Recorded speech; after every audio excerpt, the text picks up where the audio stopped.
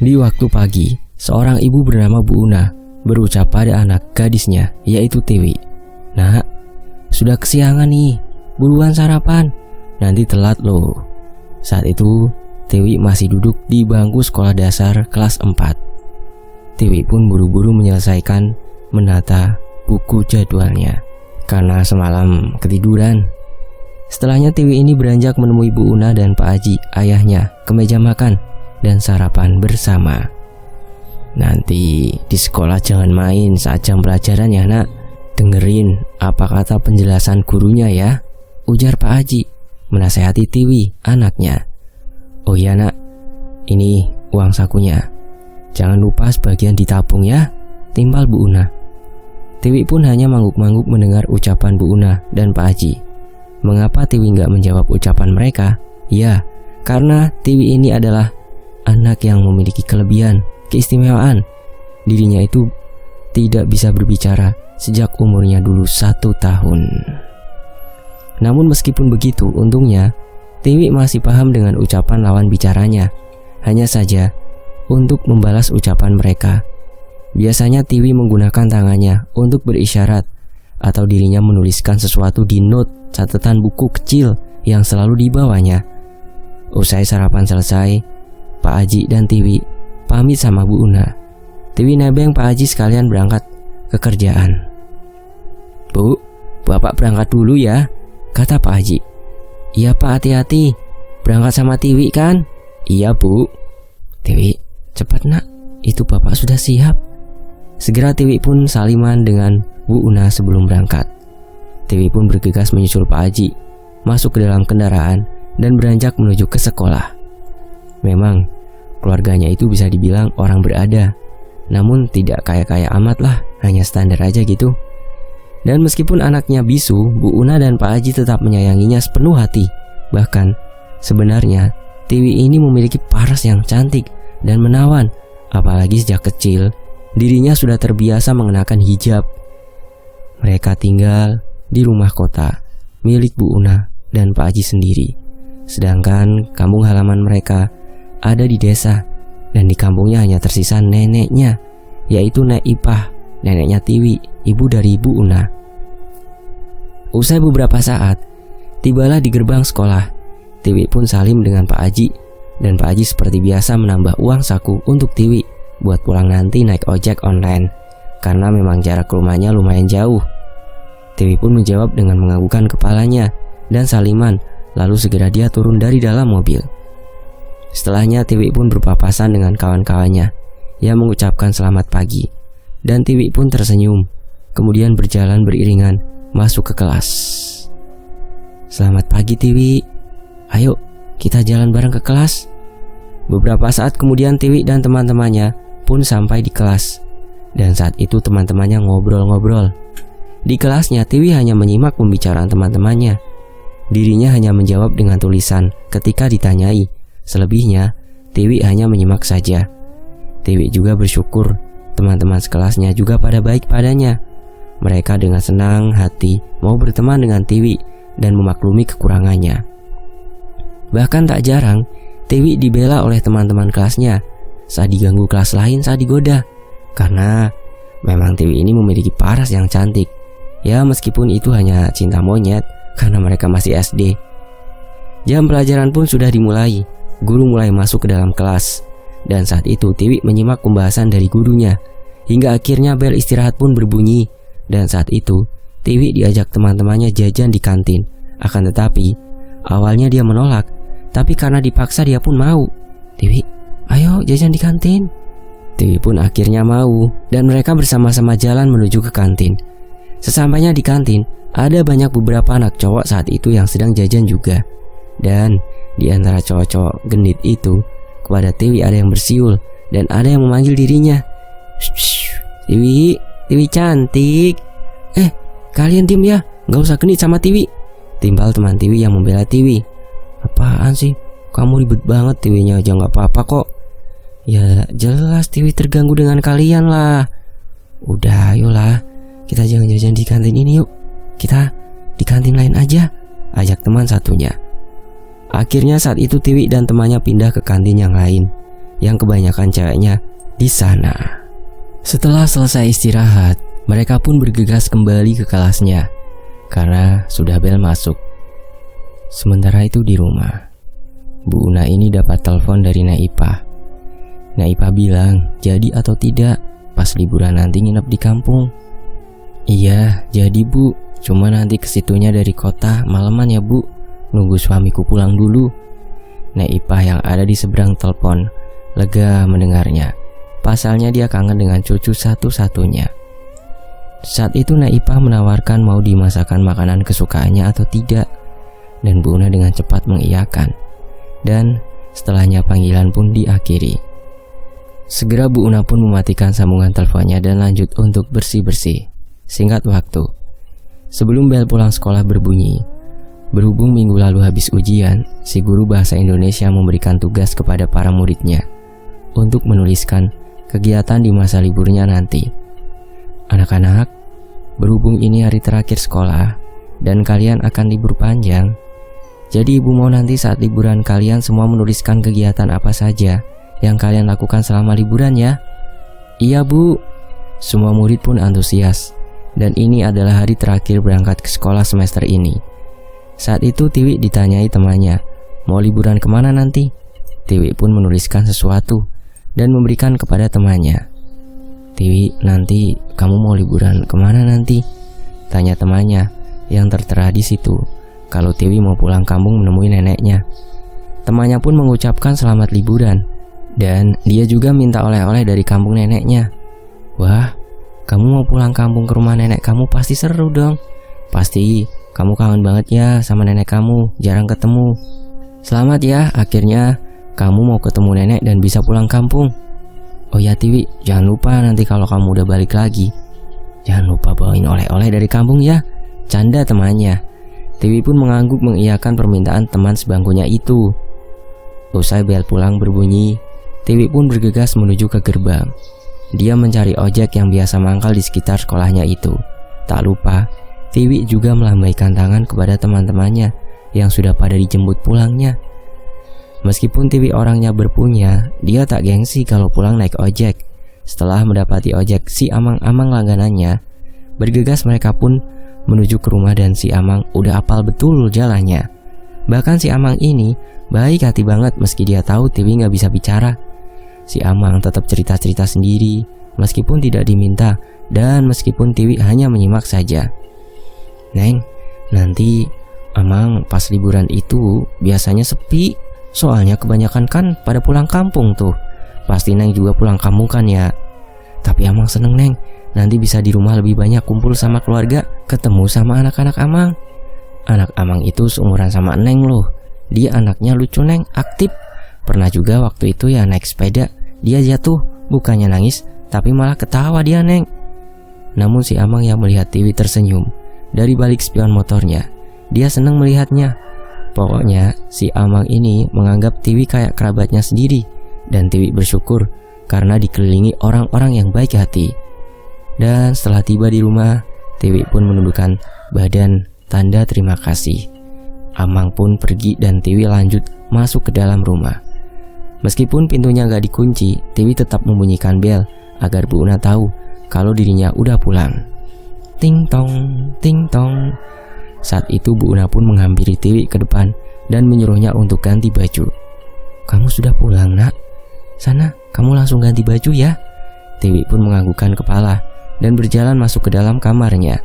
Saat itu Bu Una pun bergegas ke dapur untuk menyiapkan makan buat Tiwi. Sesudah makan dan minumnya siap, segera Bu Una meletakkan di depan TV di ruang tengah. Nah, ini nanti makan siang ya, udah ibu siapkan di depan TV. Setelahnya Tiwi pun ganti baju dan lanjut makan sendiri di depan TV.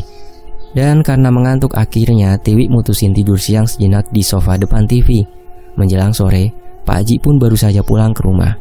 Dia membangunkan Tiwi yang tiduran di sofa. Assalamualaikum. Waalaikumsalam. Tiwi mana Bu? Itu masih tidur Pak di sofa depan TV. Udah sore kok masih tidur. Kasihan Pak, capek kali. Ya udah, aku bangunin ya Bu. Saat itu Pak Haji berjalan menghampiri Tiwi yang ada di depan TV. Nak, bangun nak, sudah sore, ucap Pak Haji dengan lembut sembari menepuk pundak Tiwi pelan-pelan. Tiwi pun terbangun dan mendapati ayahnya menenteng sebuah pizza. Dia pun kemudian buru-buru mandi dulu. "Sana, kamu mandi dulu. Nanti baru kita makan pizza bareng-bareng ya." Segera Tiwi pun lari-larian pergi ke kamar karena tidak sabar ingin makan pizzanya. Kamar mandi maksudnya mau mandi. Beberapa saat kemudian Tiwi pun akhirnya sudah selesai mandi dan juga sudah ganti baju lagi. Dan setelahnya mereka sekeluarga santai di depan TV sambil makan pizza. Bu Una kemudian berujar kepada Tiwi dan Pak Haji, "Jadinya nanti akan berangkat kapan ke rumah Nek Ipah?" Seharusnya malam ini mereka berangkatnya. Namun karena katanya Pak Haji capek banget, akhirnya ditunda besok. Tak lupa Bu Una pun mengirimkan pesan kepada Nek Ipah kalau jadinya berangkat besok pagi. Dan tak terasa pizza yang mereka makan itu sudah tinggal sedikit. Lalu Bu Una juga menyuruh Tiwi untuk menyiapkan apa saja yang mau dibawa ke sana untuk dimasukkan ke dalam kopernya. Tiwi pun mengangguk paham, dan setelah kenyang makan pizza, Tiwi pun beranjak masuk ke kamarnya untuk siap-siapin barangnya. Setelah semua barang sudah disiapkan oleh Tiwi, lalu Bu Una langsung memasukkannya ke dalam koper. "Sudah nak, ini saja yang mau dibawa?" tanya ibunya. Tapi Tiwi langsung menuliskan di kertasnya dan dia bilang kalau nanti dia akan mengingat lagi apa yang akan perlu dibawanya. "Oh ya udah nak, sekarang sholat dulu ya, sudah maghrib." Saat itu Tiwi pun mengangguk dan mereka segera melaksanakan sholat maghrib bersama. Setelah selesai sholat maghrib, mereka makan bersama. Namun karena tadi kenyang makan pizza, mereka tidak makan nasi, melainkan makan bakso aja. Karena kebetulan tadi setelah sholat, Bu Una mendengar ada tukang bakso yang lewat di depan rumahnya, dan dia segera membeli 3 mangkok bakso. Mereka langsung menyantap baksonya yang masih panas dan seger sambil nonton TV bersama. "Nah, setelah ini langsung tidur ya, soalnya besok kita akan langsung pergi. Oh ya gimana, ada yang ketinggalan gak?" Lalu Tiwi pun menjawab dengan menggelengkan kepala kalau ternyata tidak ada yang ketinggalan dan tidak ada yang perlu dibawanya lagi. Malam itu pun mereka semua tidur lebih awal buat persiapan perjalanan besok. Esok paginya, mereka semua pun sudah berbenah dan memakai pakaian rapi. Sebelum berangkat mereka sarapan nasi goreng buatan Bu Una yang enak terlebih dahulu. "Gimana? Ada yang ketinggalan gak Bu?" "Kayaknya enggak deh Pak." "Ya semoga saja aman ya Bu." Tiwi pagi itu sudah tidak sabar sekali untuk ketemu dengan neneknya. Karena ketemunya itu hanya beberapa bulan sekali. Bahkan setahun bertemunya ya hanya 2 atau 3 kali saja. Karena mereka pulang kampungnya kalau ada acara-acara besar saja dan acara mendadak gitu. Setelah selesai sarapan, Pak Haji langsung memasukkan beberapa kopernya ke dalam bagasi mobil. Setelahnya mereka pun langsung cus menuju ke kampung halaman dan mereka lewat jalur tol biar mempercepat waktu. Di perjalanan yang cukup jauh, Tiwi pun bermain dengan ponsel dan kadang dia tertidur supaya tidak terasa di perjalanan jauh.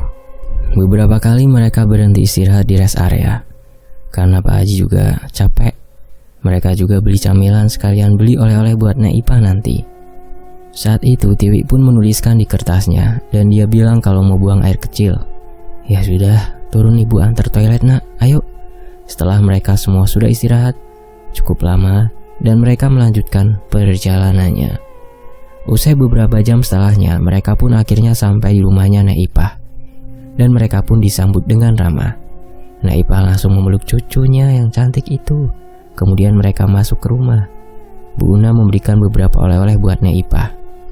"Ini Bu, oleh-oleh buat Ibu." "Iya makasih anak, bawa ke dapur saja ya." Lalu Nek Ipah pun mengajak semuanya untuk makan bersama. Nek Ipah sudah masakin masakan kesukaan mereka. "Ayo masuk semuanya, kita makan sama-sama. Ibu juga sudah masak masakan kesukaan kalian." "Iya Bu." Tiwi pun seneng banget. Dia kangen dengan tahu sumbel buatan Nek Ipah dan juga bongkrek, yakni ampas sisa tahu yang kemudian diisi dengan isian tahu sumpel. Mereka pun dengan lahap dan antusias mereka makan masakannya Nek Ipah. "Gimana nak, kalian di jalan macet ya tadi?" "Enggak kok Bu." "Lah kok lama datangnya?" "Iya Bu, tadi mampir di rest area dulu istirahat." "Oh pantesan aja ya lama." Saat itu Nek Ipah sangat dekat sekali dengan Tiwi karena Nek Ipah sayang banget dengan cucu satu-satunya itu. Siang itu, Tiwi diajak main sama sepupunya yakni Rina. yang seumuran dengannya. Rina juga sudah paham cara berkomunikasi dengan Tiwi, karena Tiwi tak lupa selalu mengkalungkan buku note kecilnya saat pergi kemanapun. Saat itu Rina mengajak sepeda-sepedaan, dan Tiwi pun hanya bonceng. Dia diajak keliling ke sana kemari dan beli jajan-jajanan. "Tiwi, ayo kita main, kita sepeda-sepedaan," ajak Rina. Tiwi pun menjawab dengan menganggukkan kepalanya. Saat itu mereka langsung keliling desa naik sepeda. Tiwi sangat senang sekali karena suasana saat di kota dan di desa itu sangat berbeda sekali. Di kota panas gerah, di desa adem ayem suasananya. "Kita mampir ke warung dulu ya, Wi, beli jajan ciki." Setibanya di warung, Tiwi ini ditanyai si pemilik warung karena dia pangling dengan Tiwi. "Kamu siapa namanya, Nduk? Terus anaknya siapa?" "Ibu kok baru lihat kamu?" tanya pemilik warung itu. Tiwi pun menuliskan namanya dan juga tentang dirinya yang adalah anak dari Bu Una dan Pak Haji. Pemilik warung pun baru ngeh, kemudian dia memuji Tiwi yang kelihatan cakep itu. "Ya Allah Tiwi, sudah besar sekarang ya, makin cantik lagi." Rina yang bantu menjelaskan kalau Tiwi ini tidak bisa bicara, makanya dia menuliskan itu di kertas. "Iya Bu, Tiwi ini tidak bisa bicara, jadi dia kalau jawab selalu nulis di buku itu." Pemilik warung pun paham dan memakluminya. Pasalnya, Tiwi ini sopan anaknya, dan itu membuat pemilik warung suka dengannya. "Iya Rin, tidak apa-apa, Ibu memaklumi kok. Kalian mau jajan apa? Silahkan dipilih." Tak berselang lama datang seorang ibu-ibu yang bernama Bu Karin.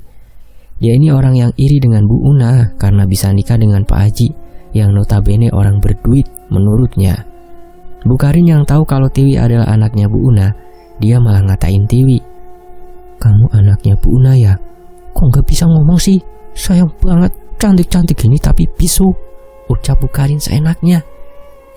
"Bule, jangan berkata seperti itu. Itu nggak baik tahu," bela Rina. "Iya Mbak, nggak baik ngomong gitu loh," timpal pemilik warung yang juga membela. "Loh, nyatanya gitu kok. Kalau bisu ya tetap saja bisu," ujar Bu Karin. Tiwi pun hanya diam saja, tidak menimpali. Namun bisa dipastikan dia pasti sedih mendengar kata itu. Akhirnya, Rina segera bergegas mengajak Tiwi pergi dari situ. Namun sebelumnya Tiwi memundurkan badan dan pemilik warung kalau dirinya pamit dulu sambil menundukkan badan. "Wih, ayo kita pulang saja dari sini." "Ya nak, hati-hati ya. Hati-hati di jalan. Udah, nggak usah dengerin kata mbak-mbak tadi ya. Sering-sering jajan kemari ya," ujar pemilik warung. Dan awalnya hari itu Tiwi tak menceritakan semuanya kepada keluarganya. Sesampainya di rumah, Rina dan Tiwi santai di depan teras. Di teras rumahnya Naipah, dan mereka main boneka sambil makan jajan ciki yang tadi dibeli di warung. Tiwi juga mencoba melupakan ucapan tadi yang diucapkan oleh Bu Karin. Sesaat kemudian, Bu Una datang ke depan teras dan menyuruh Tiwi serta Rina untuk tidur. "Tiwi, Rina, kalian mainnya nanti lagi ya. Ayo tidur siang dulu." "Iya Bu."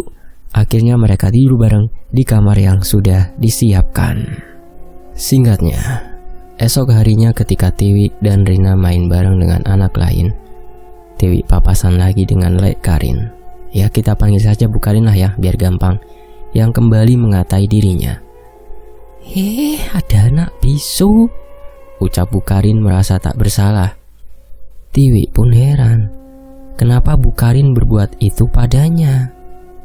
Saat itu Bu Karin memperingati bocil-bocil lain untuk jangan deket-deket dengan Tiwi, karena nanti bisa ketularan bisunya, katanya. Waduh, gak masuk akal banget ya. Anak-anak, kalian jangan mau main dan jangan deket-deket dengan anak itu." "Emangnya kenapa Bu?" "Dia kan bisu, nanti kalian bisa ketularan loh." "Ah masa sih Bu?" "Iya loh, udah sana mending jauh-jauh dari dia." Rina pun membela Tiwi. Dia menyuruh Bu Karin untuk jangan ganggu mereka yang sedang bermain. Bu Karin, jangan ganggu kita main. Lagian kenapa ibu selalu bilang seperti itu gak baik?" Bu Karin pun akhirnya pergi dari situ. Namun nampak Tiwi ini sedih atas ucapannya Bu Karin. Dia tak tahu mengapa Bu Karin bisa sebenci itu pada dirinya. Akhirnya, Tiwi pun minta pulang saat itu juga. dan Rina pun mengantarkannya. "Rin, kita pulang saja ya." "Iya Wi, ayo aku anterin ya." Setibanya di rumah, Tiwi pun nangis. Pada akhirnya dia sedih, dikatain bisu-bisu terus sama Bu Karin. Sesaat kemudian, Nek Ipah menghampiri mereka berdua yang ada di depan teras rumah dan melihat cucunya menangis. Loh, ada apa ini? Kenapa?" tanya Nek Ipah. "Tiwi, kenapa kamu kok nangis, Nak?" Akhirnya saat itu Rina membantu menjelaskan kepada Nek Ipah yang mencoba menenangkan Tiwi. "Jadi tadi kita itu main sama teman-teman, Nek. Terus ada Bu Karin dateng. Dia ngatain Tiwi, Nek." "Ngatain gimana, Nak?" tanya Nek Ipah. "Bu Karin bilang kalau Tiwi bisu, nggak bisa bicara, dan menyuruh teman-teman yang lain untuk jangan deket-deket dengan dia." Mendengarkan penjelasan singkat Rina, Nek Ipah merasa geram pada Bu Karin karena cucunya diperlakukan seperti itu. Untuk informasi, Nek Ipah ini ternyata dulunya adalah seorang dukun. Namun beliau sudah berhenti sejak lama dan menjadi orang biasa sekarang. Namun saat ini dia tak terima cucunya sedih gara-gara itu. Nek Ipah akan membalasnya. Dan sebenarnya dia sejak lama sudah tahu kalau Bu Karin ini iri sama Bu Una, anaknya. Pasalnya, Bu Una ini nikah dengan orang yang pekerja keras dan sukses, sementara dirinya hanya menikah dengan orang biasa. Tiwi pun kemudian ditenangin Nek Ipah, dan Nek Ipah menyuruh Tiwi dan Rina untuk jangan memberitahukan hal ini pada Bu Una dan Pak Haji. "Sudah ya Tiwi, kamu jangan sedih lagi. Kamu kan anak baik, anak pintar. Ibu itu gak tahu aja itu. Sudah, kamu masuk ke dalam main sama Rina ya." "Iya Nek," jawab Rina. "Kalian jangan beritahu sama Bu Una sama Pak Haji ya. Nanti nenek yang akan mengurusnya. Biar Nek Ipah saja yang mengurusnya, supaya Bu Karin tidak macam-macam lagi." Tiwi dan Rina yang polos hanya mengangguk saja saat itu. Setelahnya Nek Ipah duduk di depan teras rumah, dan dia mencari cara untuk membalaskan perlakuan Bu Karin terhadap cucunya. "Awas saja kau Karin, memang dari dulu kau suka cari masalah. Akan kubuat kau menderita dan merasakan apa yang cucuku rasakan," gumamnya. Sesaat kemudian terlihat Bu Una dan Pak Haji pulang dengan mobilnya, karena mereka tadi habis pergi ke rumah saudara. "Bu, lagi ngapain di depan sendirian, ngelamun lagi?" Sudah pulang kalian? Gimana? Sudah ketemu sama Pak Le?" "Sudah Bu." "Tiwi sama Rina gimana Bu?" "Itu lagi main di dalam." Akhirnya saat itu Bu Una dan Pak Haji masuk ke dalam dan istirahat nonton TV bersama. Setelah anak dan menantunya itu pergi masuk ke dalam, Nek Ipah pergi dengan sepedanya. Dia pergi ke pasar untuk membeli beberapa sesajen dan kemenyan untuk melakukan ritualnya nanti malam. Beberapa saat kemudian Nek Ipah pun sampai di rumah, dan dia lewat belakang rumah karena takut ketahuan dengan anak dan menantunya. Singkatnya, malam itu pun Nek Ipah menutup pintu kamarnya rapat-rapat. Diam-diam dirinya melakukan sebuah ritual di kamarnya. Di dalam kamar sudah ada beberapa sesajen dan kemenyan yang sudah disiapkan tadi siang. Saat itu Nek Ipah duduk bersila di lantai kamarnya, menghadap arah kemenyan dan sesajen, dan dia mulai membacakan mantra dengan mulut yang berkomat kamit. Asap mulai mengepul di dalam kamarnya dan baunya khas sekali. Hembusan angin kencang masuk ke dalam kamar, membuat hawanya malam itu sangat mencekam sekali.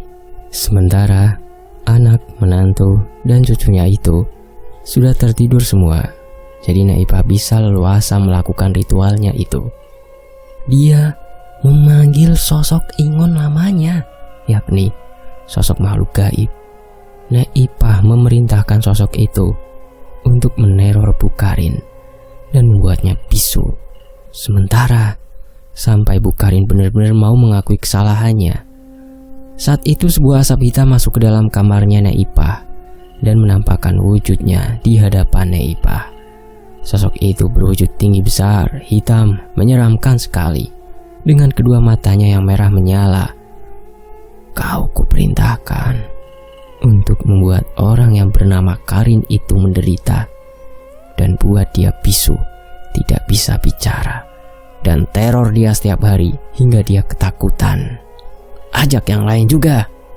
Sosok itu pun mengangguk paham dan setelahnya sosok itu pergi menghilang dengan meninggalkan asap hitam tebal. Memang sengaja Nek Ipah mengirim santet yang bisa saja lebur jika Bu Karin mau minta maaf kepada Tiwi, dan jika Tiwi memaafkan maka santet itu akan otomatis lepas darinya.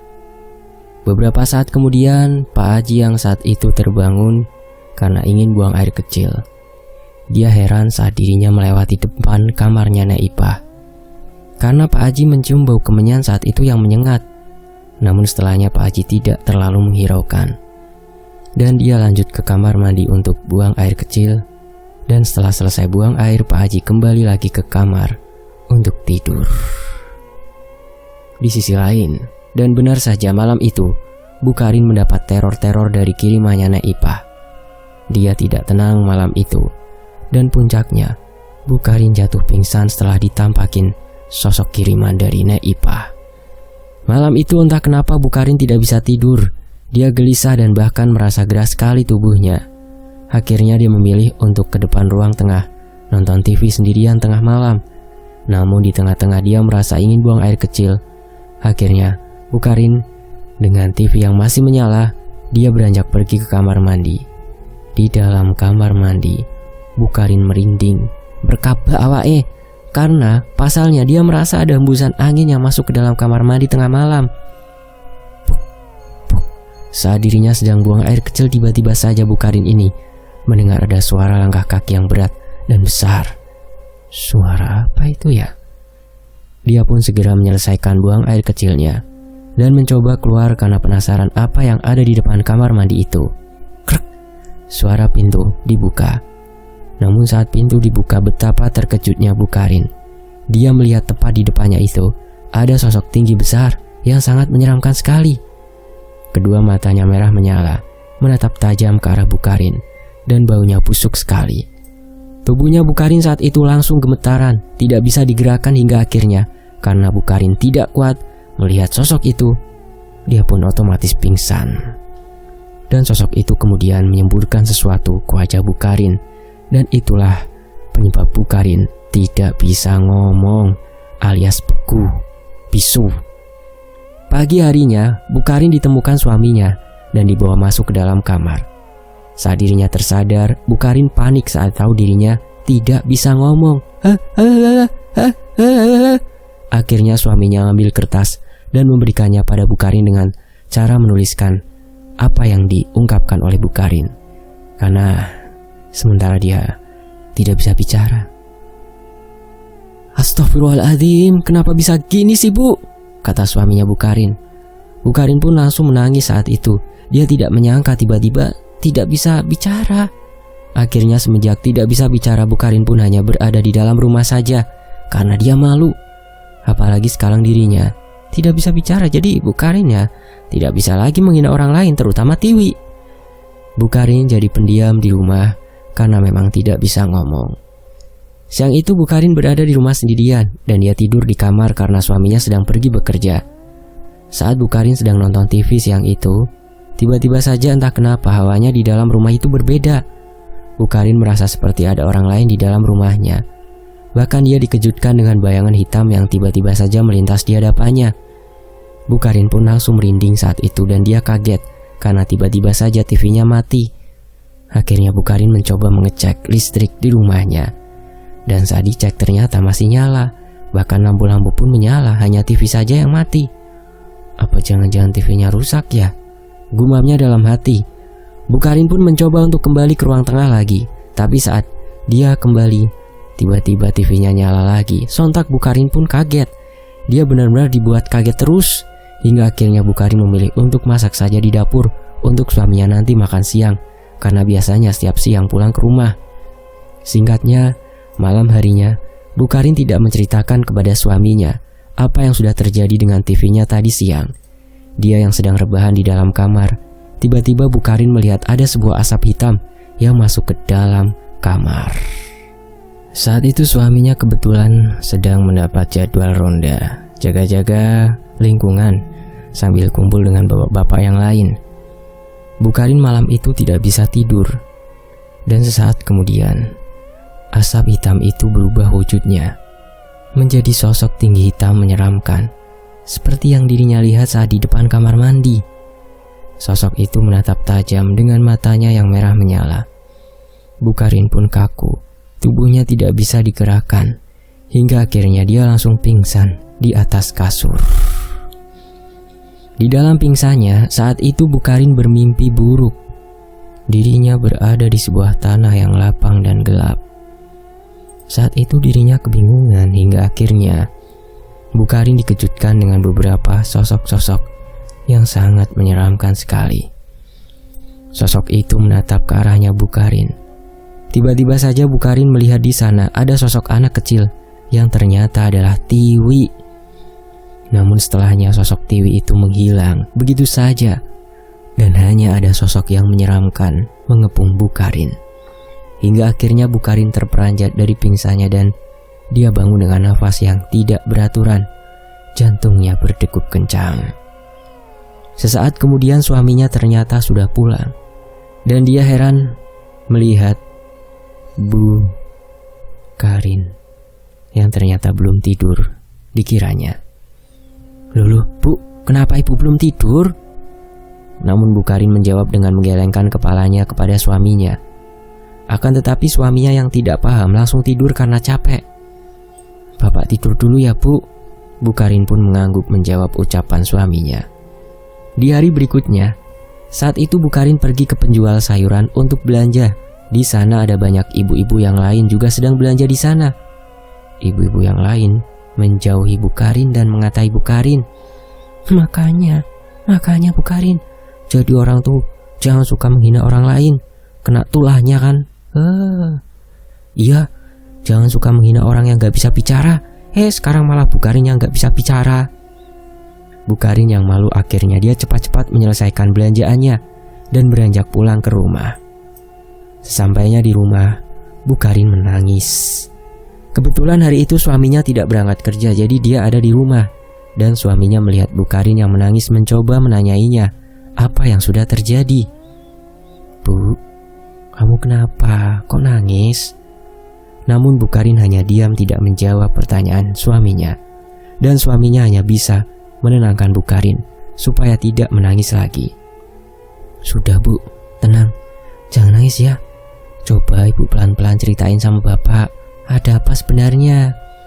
Setelah Bukarin sudah tenang, dia menuliskan di buku apa yang sudah terjadi dengannya. "Yang sabar ya, Bu, gak usah didengerin ucapan mereka." Bukarin mencoba tegar. Dia pun mengangguk menjawab ucapan suaminya. Singkatnya, di hari ketiga dan setelahnya, saat Tiwi dan Rina main, mereka sudah tak dapat gangguan lagi dari Bukarin. Malah kata pemilik warung jajan, Bukarin ini mengurung diri di rumah. Usai katanya tiba-tiba tidak bisa berbicara. Kalian sudah tahu belum?" tanya pemilik warung. "Tahu apa ya, Bu?" tanya Rina. "Itu Bukarin tidak bisa bicara. Dia mengurung diri terus di dalam rumah." "Oh gitu, ya udah kita pamit pergi dulu ya, Bu." "Iya nak, kalian hati-hati ya." Namun Tiwi dan Rina yang tidak terlalu paham dengan penyakit atau masalah orang dewasa, dia hanya mengangguk paham dan lantas pergi. Setelah jajan lanjut main lagi. Sementara Bukarin kini tiap malamnya selalu mendapatkan teror dan ketakutan. Dirinya tak bisa berteriak memanggil suaminya karena mendadak bisu. Dia pun pingsan berkali-kali. Selama itu Bukarin belum sadar di mana letak kesalahannya. Hingga pada akhirnya di hari ke-7, sosok yang menampakkan dirinya itu muncul. Malam itu Bukarin yang ada di dalam kamarnya sedang santai dudukan. Tiba-tiba saja dia dikejutkan dengan hembusan angin kencang yang masuk ke dalam kamar.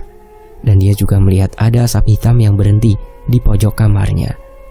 Sesaat kemudian Bukarin dikejutkan dengan sosok tinggi besar yang sangat menyeramkan sekali. Dan sosok itu berkata, "Dasar manusia bodoh, apakah kau tahu kesalahanmu? ucap sosok itu. Bu Karin hanya geleng-geleng kepala sambil ketakutan. Mulutmu itu busuk. Kau telah menghina seseorang, dan itulah balasan buat manusia bodoh sepertimu, ucap sosok itu. Bu Karin yang tidak kuat akhirnya pingsan. Namun dia masih ingat dengan perkataan sosok itu. Paginya, suami Bu Karin mendapati Bu Karin yang tiba-tiba tubuhnya demam dan bahkan kejang-kejang dengan kedua mata melotot. Suaminya pun panik melihat keadaannya.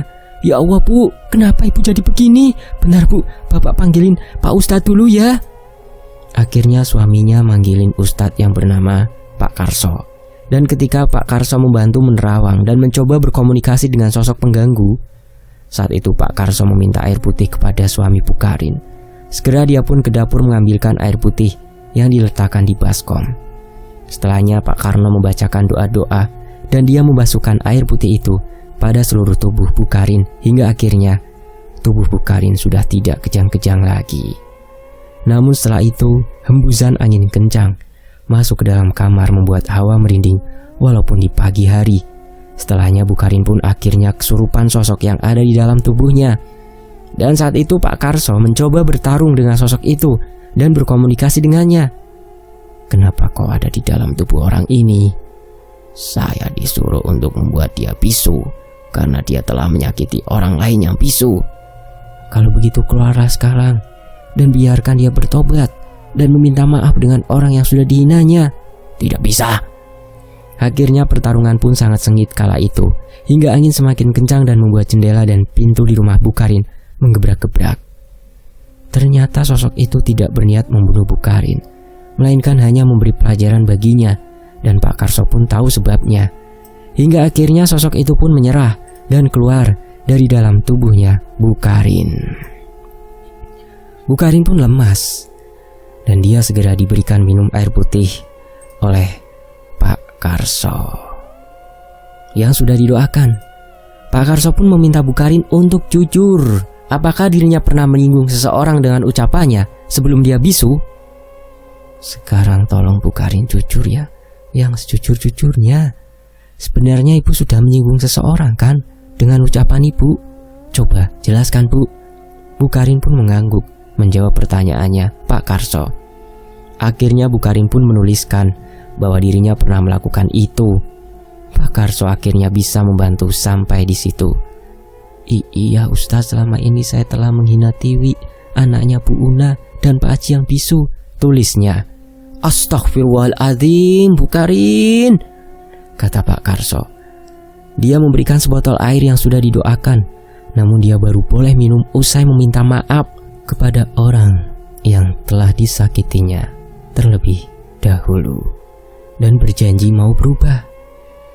Ini Bu, air minumnya nanti ibu baru boleh minum kalau Bu Karin sudah meminta maaf pada orang yang sudah disakiti sampean, dan sampean harus berjanji mau berubah, ya.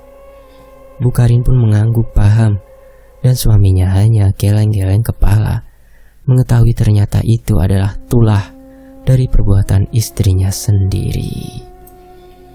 Singkatnya, Bu Karin kemudian pergi ke rumah Nek Ipa dan kemudian menemui Tiwi, Bu Una, Pak Haji, dan Nek Ipa sendiri, dan dia mengungkapkan permintaan maafnya didampingi suaminya.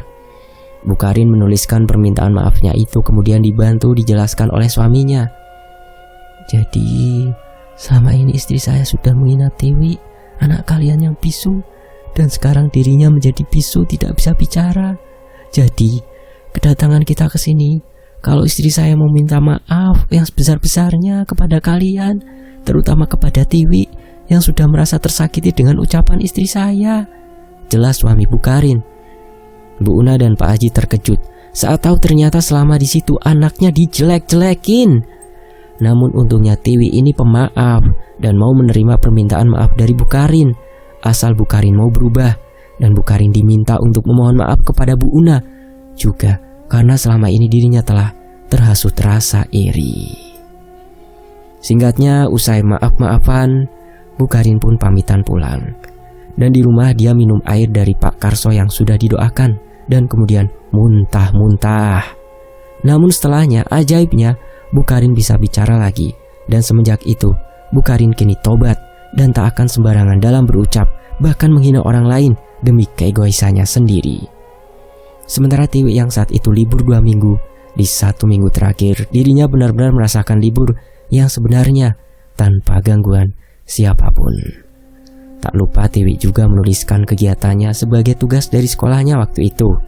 Nek Ipa juga tersenyum bahagia melihat cucunya senang saat di kampungnya.